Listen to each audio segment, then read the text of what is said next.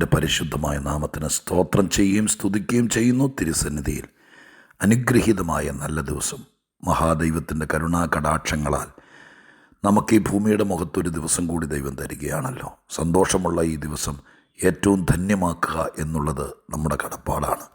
അതിനു വേണ്ട എല്ലാ ഒത്താശയും ചെയ്തു തരാൻ ദൈവം അനുകൂലവുമാണ്. ദൈവത്തിൻ്റെ തിരുസന്നിധാനത്തിൽ ഇന്നേ ദിവസം ശ്രേഷ്ഠമാക്കുവാൻ തക്ക ഒരാത്മീക സന്ദേശത്തിലേക്ക് നിങ്ങളെ ക്ഷണിക്കുന്നു. നിങ്ങൾക്കെല്ലാവർക്കും വിനീതമായ സ്നേഹവന്ദനങ്ങൾ അറിയിക്കുന്നു. കർത്താവിൻ്റെ രക്ഷിതാവുമായിരിക്കുന്ന ദൈവത്തിന് 1000 നന്ദിയും സ്തുതിയും സ്തോത്രവും മഹത്വവും കരയേറ്റിക്കൊണ്ട് ആത്മീക ചിന്തയ്ക്ക് ആധാരമായിരിക്കുന്ന വാക്യം ദാനിയേൽ പ്രവചനത്തിൽ നിന്നാണ്. ദാനിയേൽ പ്രവചനം 2-ാം അധ്യായം 14-ാമത്തെ വാക്യം ഞാൻ നിങ്ങളെ വായിച്ചു കേൾപ്പിക്കാം. ദാനിയേൽ പ്രവചനം 2-ാം അധ്യായം 14-ാമത്തെ വാക്യം. എന്നാൽ രാജാവിൻ്റെ അകമ്പടി നായകനായി ബാബേലിലെ വിദ്വാൻമാരെ കൊന്നുകളയുവാൻ പുറപ്പെട്ട അര്യോക്കിനോട് ദാനിയേൽ ബുദ്ധിയോടും വിവേകത്തോടും കൂടെ ഉത്തരം പറഞ്ഞു. ബുദ്ധിയോടും വിവേകത്തോടും കൂടെ ഉത്തരം പറഞ്ഞു. പ്രിയപ്പെട്ടവരെ, ദാനിയേൽ പ്രവചനത്തിൽ ദാനിയേൽ നേരിടുന്ന, അല്ലെങ്കിൽ ദാനിയേലും കൂട്ടരും നേരിടുന്ന ഒരു വലിയ പ്രതിസന്ധിയാണ്. രാജാവ് ഒരു സ്വപ്നം കണ്ടു. രാജാവിൻ്റെ സ്വപ്നം രാജാവ് മറന്നുപോയി. അത് നിമിത്തം അദ്ദേഹം അസ്വസ്ഥനായി മാറി. രാജാവിൻ്റെ കൊട്ടാരത്തിലെ രാജകിങ്കരന്മാരായിരിക്കുന്ന ശകുനവാദികളും മന്ത്രവാദികളും അടക്കമുള്ള ആളുകളോട് തൻ്റെ സ്വപ്നത്തെക്കുറിച്ച് തിരിച്ച് ആ സ്വപ്നം അവർക്ക് അദ്ദേഹത്തിന് ബോധ്യമാക്കി കൊടുക്കണമെന്ന് പറഞ്ഞപ്പോൾ അത് സ്വപ്നം വീണ്ടെടുത്തു കൊടുക്കാൻ ആർക്കും കഴിയാത്തത് കൊണ്ട് അദ്ദേഹം വ്യാകുലനായി. അദ്ദേഹം പ്രശ്നം സൃഷ്ടിച്ചു. എല്ലാവരും കൊന്നുകളയുമെന്ന് അദ്ദേഹം കൽപ്പന പുറപ്പെടുവിച്ചു. അതിൻ്റെ വെളിച്ചത്തിൽ ദാനിയേലിനെ കൊല്ലുവാൻ അന്വേഷിച്ചെന്നാണ് അവിടെ എഴുതിയിരിക്കുന്നത്. അവരോടുകൂടെ വിദ്വാൻമാരെ കൊല്ലുവാനുള്ള തീർപ്പ് പുറപ്പെട്ടവർ ദാനിയേലിനെയും കൂട്ടരെയും കൂടി കൊല്ലുവാൻ അന്വേഷിച്ചു. അപ്പോൾ മരണവിധി പുറപ്പെടുവിച്ചിരിക്കുക രാജാവ്. കൊല്ലുവാൻ വേണ്ടി വിധി വന്നിരിക്കുന്നു.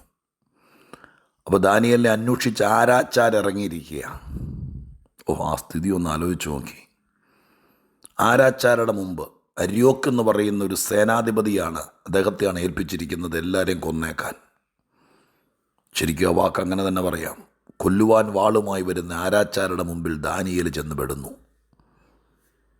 അവിടെ നിന്ന് ദാനിയേൽ രക്ഷപ്പെടുന്നു. എങ്ങനെയാണ് എന്നതാണ് ഈ വാക്യം സമർത്ഥിക്കുന്നത്. ഇത്രയേ ഉള്ളൂ അതിനകത്ത് എഴുതിയിരിക്കുന്നത്.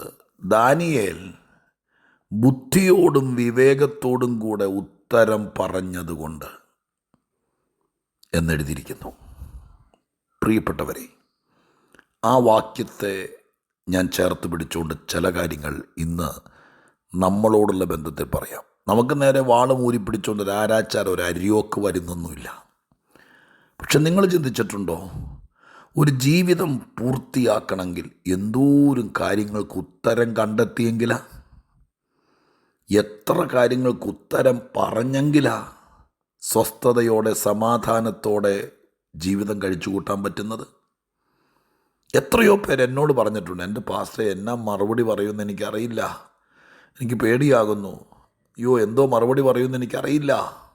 അബദ്ധം പറ്റിയപ്പോൾ, അല്ലെങ്കിൽ അശ്രദ്ധയുണ്ടായപ്പോൾ, ചിലർ ചതിച്ചപ്പോൾ, ചിലർ വഞ്ചിച്ചപ്പോൾ, കൊടുക്കാമെന്ന് പറഞ്ഞിട്ട് കൊടുക്കാതിരുന്നപ്പോൾ, ഒറ്റയ്ക്ക് വിശ്വാസത്തിൻ്റെ പുറത്ത് ദൈവത്തിൽ ആശ്രയിച്ച ചില കാര്യങ്ങൾക്ക് വേണ്ടി കാലുവെച്ചിറങ്ങി മുമ്പോട്ട് വന്നപ്പോൾ കാര്യങ്ങൾ താളപ്പഴയായപ്പോൾ, പറയേണ്ടവരോട് എന്ത് പറയുമെന്നറിയാതെ ഭാരപ്പെട്ട് പകച്ചു നിൽക്കുന്ന എത്രയോ പേര് വഴിത്തലയ്ക്കൽ ഞാൻ കണ്ടുമുട്ടിയിട്ടുണ്ട്.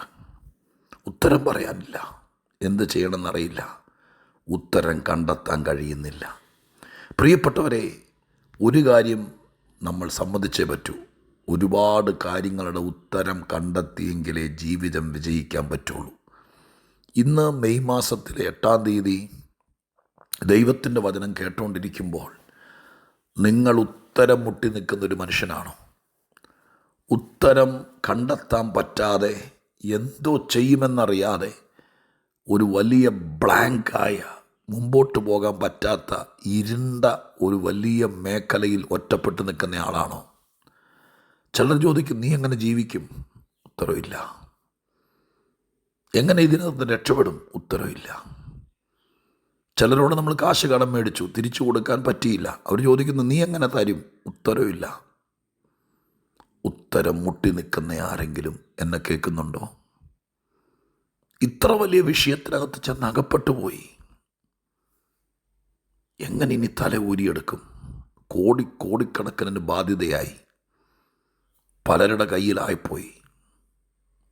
അബദ്ധം പറ്റിയത് വൈകിയാണ് അറിഞ്ഞത്. ഇനി രക്ഷപ്പെടാൻ പറ്റുമോ? ചക്കരയാണ് പഞ്ചാരയാണെന്നൊക്കെ വിചാരിച്ച് നമ്മൾ ഒട്ടിച്ചേർന്ന് കഴിഞ്ഞപ്പോഴാണ് അറിയുന്നത് കാഞ്ഞിരക്കുരുവാണ്. ഇനിയിപ്പോൾ എന്ത് ചെയ്യാൻ പറ്റും? ഇതിനൊക്കെ ഉത്തരവുണ്ടോ? ചിലരോട് ഉത്തരം പറഞ്ഞേ മതിയാവൂ, ചിലതിന് ഉത്തരം കണ്ടെത്തിയേ മതിയാവൂ. അങ്ങനെയല്ലേ ജീവിതം? എൻ്റെയൊക്കെ മുമ്പിലും നിങ്ങളുടെയൊക്കെ മുമ്പിൽ ഒരുപാട് കാര്യങ്ങൾക്ക് ഉത്തരം ഇനിയും കിട്ടാനുണ്ട്. ശൂന്യതകൾ മാത്രമാണ്, പക്ഷേ ആവശ്യങ്ങൾ അധികമാണ്. ഞാൻ പറയുന്നത് സത്യമല്ലേ? കുഞ്ഞുങ്ങൾ വളർന്നു വരുന്നു, അവരുടെ കാര്യങ്ങൾ നടക്കണം. വിവാഹപ്രായം എത്തി വരുന്നു, വീടിൻ്റെ പണിയുടെ കാര്യങ്ങൾ ബാക്കി വരുന്നു. കടം മേടിച്ചാണ് ഇത്രയും നടത്തിയത്, അത് തിരിച്ചു കൊടുക്കണം, ബാക്കി പൂർത്തീകരിക്കണം. എന്തെല്ലാം ചിന്തിച്ചാൽ ചിലപ്പോൾ വട്ടുപിടിക്കും, പലരും പറഞ്ഞ് കേട്ടിട്ടുണ്ട്. പക്ഷെ ചിന്തിക്കാതെ പോവുക പലരും.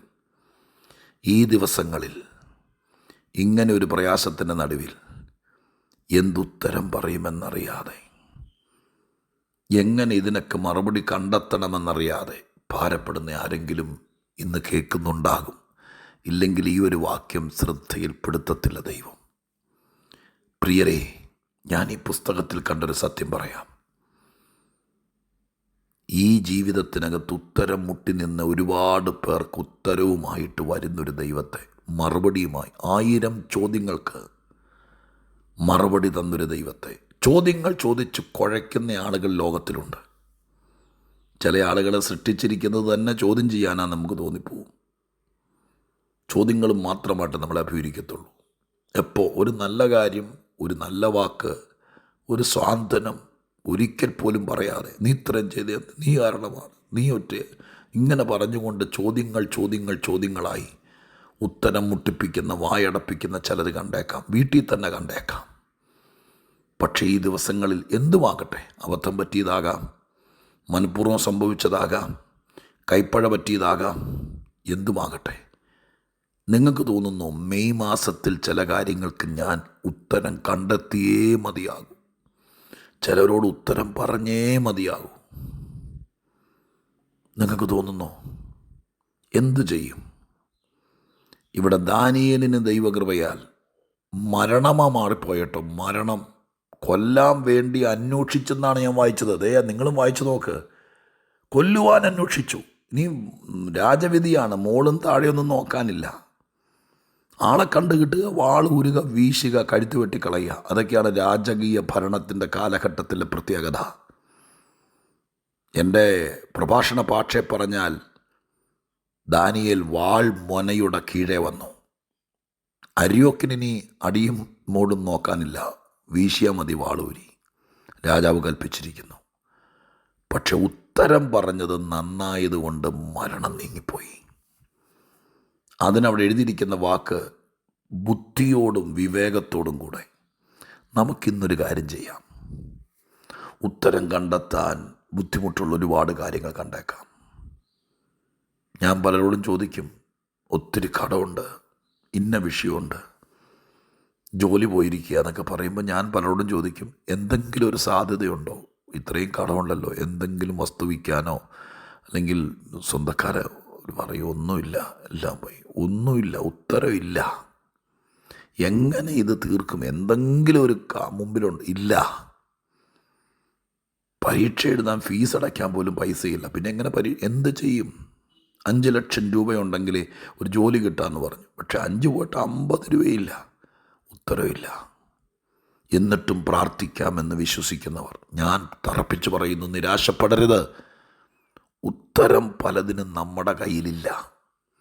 പക്ഷെ ദൈവത്തോട് പ്രാർത്ഥിക്കുക. തക്ക സമയത്ത് ചീത്തവിളി ഒഴിവാക്കാനല്ല, ഒരു തല്ലിൽ നിന്ന് നമ്മളെ രക്ഷപ്പെടുത്താനല്ല, മരണത്തിൽ നിന്ന്, വാളിൻ്റെ കീഴേ നിന്ന് രക്ഷപ്പെടുത്താൻ പാകത്തിനുള്ള ഉത്തരങ്ങൾ ദൈവമായ കർത്താവ് നമ്മുടെ വായിൽ തരും. ദാനിയേൽ മുട്ടായിത്തി പറഞ്ഞ് ജോലിക്കാരനോട്, ഞാനും ഇവിടുത്തെ സർക്കാർ ഓഫീസറാണ്, ഈ രാജാവിൻ്റെ എനിക്കും കുറച്ച് കാര്യങ്ങൾ പറയാനുണ്ട് എന്ന് പറഞ്ഞിട്ട് വഴക്കുണ്ടാക്കുകയല്ല. ഉത്തരം, ചോദ്യങ്ങളല്ല, ഉത്തരം. ചോദ്യങ്ങൾ പലപ്പോഴും അലമ്പുണ്ടാക്കും. ചോദ്യങ്ങൾ പലപ്പോഴും ബന്ധങ്ങളെ അകറ്റും.